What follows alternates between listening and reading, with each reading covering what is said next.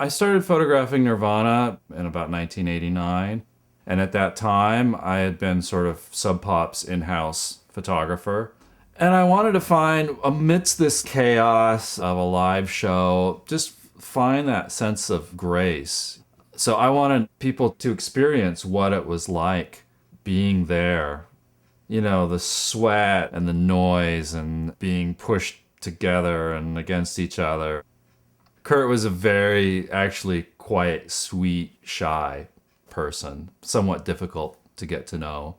When he stepped on stage or in front of a microphone, he let that inner turmoil out.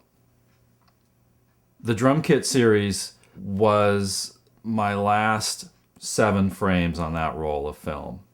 I knew that something was going to happen, but if I kind of didn't wait a little bit, if I didn't sort of time it just right, that I would be switching out a roll of film while he jumped on the drum kit. So you had to sort of slow yourself down a little bit.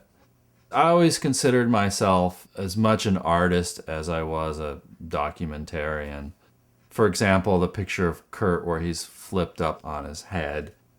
It's just a very dynamic, beautiful photo, the way it fills the frame. And it could be anyone, it just happens to be Kurt Cobain. It's just a dynamic photograph besides the subject.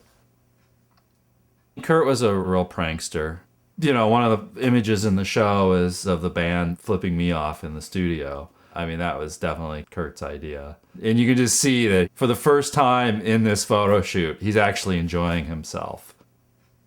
I had to put the Kurt work away, or the whole grunge work away for a few years, particularly after Kurt's death, because in some people's minds, as a photographer, like I died along with Kurt. But then and I slowly came back to it. Having let it sit away for a few years, I could come back to it and pull out new things and put it in a different context.